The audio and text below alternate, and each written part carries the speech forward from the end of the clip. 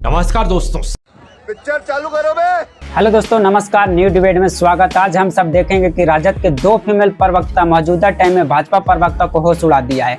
हम सब लोग जानते हैं कि भाजपा का प्रवक्ता किस तरह से लाइव डिबेट में गुंडाई करते हैं, लेकिन आज के टाइम में आरजेडी प्रवक्ता से डिबेट करने के लिए डर रहे हैं। यहाँ तक कि बाइकआउट का भी धमकी दे दी है। साथ साथ कई ऐसे सामंतवादी विचारधारा के चैनल वाले भी हैं, इनसे डर रहे हैं। तो चलिए सुनते हैं आज के डिबेट में कंचना यादव प्रियंका भारती से क्या सोचती है भाजपा के लिए और गोदी मीडिया के बारे में। तो चलिए डिबेट शुरू करते हैं। चलो भाई, देखो अब मैं क्या करता हूँ। जो भारतीय जनता पार्टी है उसकी विचारधारा से आप लोगों को असली दिक्कत क्या है, किस बात को लेके? क्योंकि वो तो भारत के अतीत की बात करते हैं, भारत के गौरव की बात करते हैं, हिंदू धर्म को साथ लेके चलने की बात करते हैं। उसमें गलत क्या है? किस चीज पर आप लोगों की आपत्ति है और किस चीज पर आप लोग इतना वो रहती है? Good question, you are a good question. चला आप जवाब दें। जी देखिए, हमारी जो लड़ाई है वो आइडियोलॉजिकल लड़ाई है। बीजेपी से हो और चाहे वो बीजेपी की जो पार्टी है, जो आरएसएस है, जो संघ है, उस विचारधारा से हमें लड़ाई है। और उसी विचारधारा की वजह से हम दोनों को बैन करने की कोशिश भी की गई है। तो क्यों ना हो दिक्कत भला। और संघ को आप सोचिए ना कि ये गौरव की बात करते हैं, ये 70 साल 75 साल पहले की बात करते हैं, 11 साल पहले की बात नहीं करते। और किस गौरव की बात करते हैं, किस गौरव की ये लोग बात करते हैं? आजादी की लड़ाई में कहाँ थे ये लोग? आजादी की लड़ाई में चाहे वो सॉल्ट सत्याग्रह हो, उसमें भी ये कहना कि भाई संघ के पोस्ट पे रहते हुए, संघ में रहते हुए कोई भी व्यक्ति आजादी की लड़ाई में सॉल्ट सत्याग्रह में भाग नहीं ले सकता। बात तो सही है।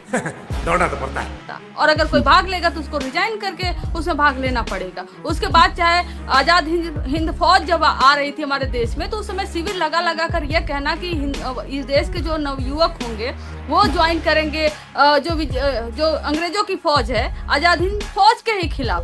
तो कहीं से भी इनकी जो आइडियोलॉजी है, इनका जो संघर्ष रहा है, ये जो कहानी लिखने की, हिस्ट्री लिखने की कोशिश करते हैं, वो हमसे नहीं मैच होता है। और दूसरा, ये जो मनुस्मृति को बार बार स्थापित करने की कोशिश करते हैं। प्रियंका ने तो मनुस्मृति का एक पेज फाड़ा तो इतना बवाल हो गया। आखिर में मनुस्मृति से इन लोगों को लगाव क्यों है?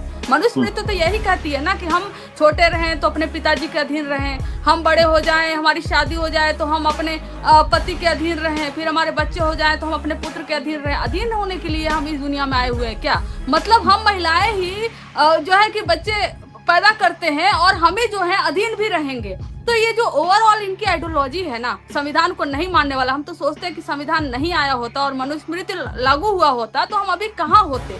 तो हम उस आइडियोलॉजी को कतई नहीं मानते हैं जो महिलाओं को सेकेंडरी समझती हैं। उस आइडियोलॉजी को हम कतई नहीं मानते हैं जिस आइडियोलॉजी में वो उस खोखले हिस्ट्री की बात होती है जो हिस्ट्री एग्जिस्ट ही नहीं करती है। और हमेशा आप बाबर पे, आप अकबर पे, आप हुमायूं पे, आप किस पे चले जाते हैं, लेकिन अपना भी तो इतिहास बताइए। अरे बाप रे, ये तो धोती खोल रहा है। आप बता लीजिए, बताइए आशुतोष जी, हम कैसे माने? आखिर में बिहार में चुनाव आ रहा है, आ गया है चुनाव। हम चाहते हैं कि बिहार के जो असली मुद्दे हैं उन पर बात हो, लेकिन क्या बिहार में चुनाव प्रधानमंत्री को गाली पर चुनाव होगा? प्रधानमंत्री जी को गाली दिया गया, उस पर चुनाव होगा? प्रधानमंत्री जी अपनी माँ को इतना पॉलिटिकली कोई कैसे कर सकता है? मतलब मैं इसके लिए कुछ भी बोल जाऊं तो मुझे कम लगेगा, लेकिन मैं कंट्रोल कर रही हूँ कि कोई भी व्यक्ति अगर किसी की माँ को गाली दी गई है और सार्वजनिक रूप से है और उस देश का सबसे ताकतवर व्यक्ति है, उसके लिए सेकंड का काम है कि उस व्यक्ति को पकड़े, उस व्यक्ति को जेल में डाले, सबके सामने लेकर आए कि ये कौन है। लेकिन ये होने के बजाय जोड़ा जाता है आरजेडी से है, बीजेपी से है, और मेरी माँ को गाली दिया और रोने के नाटक तक भी किए जाते हैं। मतलब तो तुम्हें पता नहीं है कौन है? तो ये आंसू निकलते कैसे हैं? तो ये फेक जो मशीनरी है ना, ये जो फेक राजनीति है, हम इस राजनीति में फिट नहीं होते। हम गरिमा भरी राजनीति करते हैं। हमसे कोई ये कह दे कि जाओ माइक ले लो, कैमरा ले लो और टेंट्रम कर दो, हमसे नहीं होगा। हम वो हैं जो विलन बन जाएंगे लेकिन विक्टिम नहीं बनेंगे, विक्टिम नहीं बन सकते। यही नहीं, अभी और सुनिए। हम मतलब आप हमको मार के चले जाओ और हम आपको छोड़ दें, ऐसे तो हो नहीं सकता। ये जो हम उस राजनीति में कतई नहीं बिलीव करते हैं और नहीं कभी जाएंगे जो दंगा करा के आगे बढ़ती हो। मस्त जोक मारा रे, ये हंस रहे हलकट हंस। देश के प्रधानमंत्री जी, मैं तो खुल के आपके चैनल पर कह रही हूँ कि गुजरात में जो दंगे हुए, वहां से निकले हुए आज इस देश में अगर पहुंचे हुए हैं, तो कोई भी घटना हो जाती है ना, तो एक बार डाउट होता है कि कहीं ये बीजेपी खुद तो नहीं करवाई है। भले बीजेपी नहीं करवाई हो, लेकिन ये डाउट होता है एक बार, कहीं बीजेपी खुद तो नहीं करवाई है। जो गाली जिस लड़के ने दिया और उसको राजनीति में भुनाना, और दूसरों की माँ को क्या कहना, दूसरों की माँ के कहना कि ये तो 10,000 करोड़ का दहेज इटली से लेकर आई थी, दूसरे की पत्नी का रेट तय करना कि ये 50 करोड़ की गर्लफ्रेंड है, फिर कहना कि देशवासियों कभी आप देखे हो 50 करोड़ की गर्लफ्रेंड। देशवासियों, अभी राजस्थान से जब सोनिया गांधी जी चुन कर गई और सोनिया गांधी जी को ये कहते हैं कि भाइयों और बहनों, अभी ये जो इनकी सबसे बड़ी नेत्री है ना, ये राजस्थान से चुनकर जाएगी, ये राजस्थान से राज्यसभा जाएगी, ये चुनाव लड़ नहीं पाएगी, ये भाग जाएगी। जब आप तू तड़ाक एक महिला के लिए इस्तेमाल करते हैं, हम उस राजनीति में फिट नहीं होते। हम उजरा और मंगलसूत्र की राजनीति में कतई नहीं फिट होते। इसलिए हम कहते हैं कि हमारी स्वाभिमान की लड़ाई है और हम डिग्निफाइड तरीके से स्वाभिमान भरी लड़ाई हम लड़ेंगे। लेकिन हम इस तरह के जो पॉलिटिक्स है कीचड़ वाली, जिसमें कमल उगता है, उसमें तो हम नहीं जा सकते। हमारे लिए वो नहीं है। प्रियंका, शाबाश बेटा, बहुत बढ़िया। देखिए आशुतोष जी, वैचारिक मतभेद है। मतलब मैं हमेशा से ये फील करती आई कि I O my very own existence to Baba Sahab, और क्योंकि उनके जितने भी राइटिंग्स मैंने पढ़े और जितना भी उन्होंने महिलाओं के लिए खास तौर पर किया, वो अगर मनुस्मृति होती तो संभव नहीं होता। और हमेशा से ये बाबा साहब के खिलाफ रहे। आप बंच ऑफ थॉट्स पढ़ लीजिए, क्योंकि इनकी वैचारिकी तो उसी पर आधारित है ना। बंच ऑफ थॉट्स पढ़िए, सावरकर समग्र पढ़िए। सावरकर समग्र में सावरकर लगातार बाबा साहब को गालियां देते हैं, गिरगिट बुलाते हैं, भौंकता है। अंबेडकर ये बोलते हैं, बौद्ध धर्म का मजाक बनाते हैं, उसको बौद्ध धर्म को कहते हैं कि वो कीचड़ है, कदाचार का, और बहुत सारी ऐसी बातें। गोलवलकर संविधान के खिलाफ, और ये बंच ऑफ थॉट्स में पूरा है, भारत के तिरंगे के खिलाफ है। तो जो बाबा साहब के खिलाफ व्यक्ति है ना, वो कभी भी देश का भला होने दे ही नहीं सकते। साले को बम से उड़ा दूंगा एक बार हाथ में आ जाए तो इनका पूरा वैचारिकी ही इस तरीके से काम करता है कि संविधान विरोधी है, बाबा साहब का विरोधी, और समय समय पर रिफ्लेक्ट करता आया है। तो इसीलिए कहते हैं ना, मेरा वैचारिक मतभेद है इनसे, वरना क्या किया मेरा ये, बस वैचारिकी का ही डिफरेंस है। क्योंकि आप देखिए ना, देश में हमेशा इनका वही रवैया रहा सब्जुगेशन का महिलाओं के प्रति। ये कौन लोग थे जो ज्योतिबा दंपति पर, मतलब सावित्रीबाई फुले पर सब पर पत्थर फेंका करते थे, गोबर फेंका करते थे? ये कौन लोग थे? हम सवाल करेंगे ना। और जिनके कारण हम यहाँ पर पहुंच पाए हैं, आपके सामने बैठी हूँ, साथ बैठी, तो अगर उन आइकन्स को हमारे आप मजाक बनाएंगे, ये कहेंगे अंबेडकर मत करो, तो फिर तो हमारा तो आपसे मतभेद रहेगा ही रहेगा। तू समझा? हाँ। नहीं, तू समझा नहीं। वो कुछ भी होता है।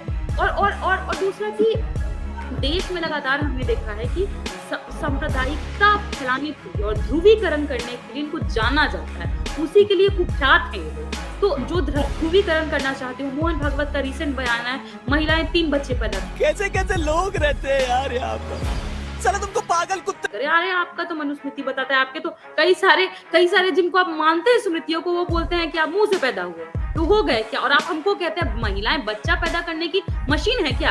इतना है तो आप ही कर लीजिए पैदा, कि आप तो मुंह वो सबसे करते हैं।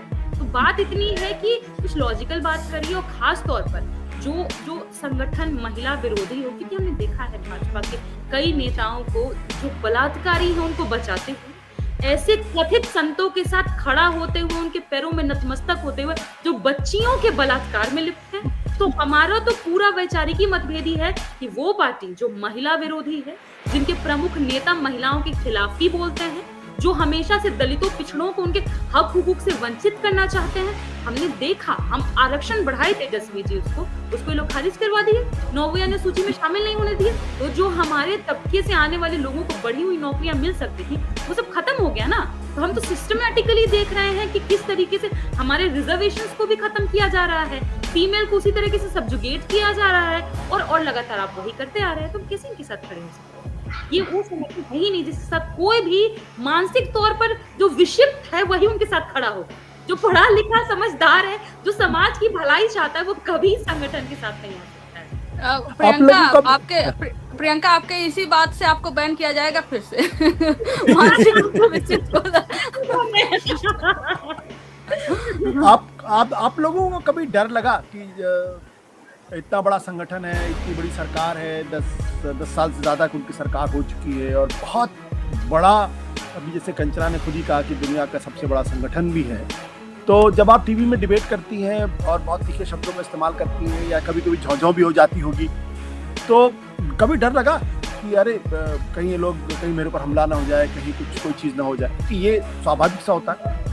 आशुतोष जी, अगर मैं इसका जवाब दे पाऊँ तो ये होगा कि होने के लिए क्या है हमारे पास, पहली पीढ़ी है ना। मतलब मैं तो जिस परिवार से आती हूँ आर्थिक तौर पर इतना कमजोर है कि वो घर पे भी आएंगे तो हमारे पास अपना घर नहीं है, दादाजी का जो घर है उसी में रह रहे हैं। होने के लिए क्या है, कुछ नहीं है, पाने के लिए पूरा आसमान है। और दूसरी बात, आप तो हमको दीवार तक धकेल ही दिए है ना, अब हम गिरेंगे कहाँ, अब तो पुश करेंगे आप। अब जहां तक आप झेल पाइए आप झेलिए, क्योंकि आपने तो बहुत धक्का दे दिया, जमीन तक गिराया। ये जितने लोग आज बीजेपी के गोद में बैठे हुए हैं, इनके बच्चे भी संसद का मुंह नहीं दिख पाएंगे, हमसे लिखवा लीजिए। अब आपको हम धक्का देंगे, इसलिए हमको नहीं लगता कि किसी भी तरीके से डरना। और दूसरी बात ये है कि आप लोग साथ में है ना, क्यों घबराएंगे? और पुलिस केस नहीं मिलेगा। मतलब सोशल मीडिया को मैं एक रिवोल्यूशनरी फॉर्म में देखती हूँ कि आवाजों का डेमोक्रेटाइजेशन हुआ उस स्पेस के कारण, कि जो आवाज सुनी नहीं जाती थी वो आवाजें भी अब डिबेट डिस्कोर्सेस का हिस्सा बन रही है। जो बहुत ज्यादा खुद को इंटेलेक्चुअल माना करते थे, अब जनता उन पे भी सवाल खड़े कर रही है कि इंटेलेक्चुअलिज्म कैसे वो हो सकता है कि गलत हो रहा हो तो आप उसके खिलाफ आवाज ना उठाएं। क्योंकि कहते हैं ना कि गलत के खिलाफ चुप भी रह जाना वो भी गलत को बढ़ावा देने जैसा होता है। तो इसीलिए मुझे लगता है कि जब समाज साथ है, पूरा हाशिए का तबका जो 90% आबादी है, उसके अलावा प्रोग्रेसिव लोग, लिबरल लोग जो समाज में बदलाव चाहते हैं, जो अच्छाई चाहते हैं कि देश ग्रो करे, डेवलपमेंट के रास्ते पर जाए, जब वो साथ खड़े हैं तो किसको कैसा डर? और लालू जी तो उस समय में लड़ते रहे जिस समय पूरा अकेडमिया, मीडिया, इतिहासकार सब उनके खिलाफ काम कर रहे थे, तब वो लड़ते भिड़ते रहे। अब तो हमारे साथ आप लोग हैं, तो अब तो बिल्कुल नहीं घबराना है। तो दोस्त, वीडियो आपने लास्ट तक देखा होगा तो आप अपना राय जरूर दीजिएगा कि आपका इनका बात कैसा लगा। आप क्या सोचते हैं ये भाजपा प्रवक्ता और गोदी मीडिया के बारे में? अगर आप फेसबुक पर देख रहे हैं तो पेज को फॉलो कर लीजिएगा और अगर यूट्यूब पर देख रहे हैं तो चैनल को सब्सक्राइब कर लीजिएगा। आज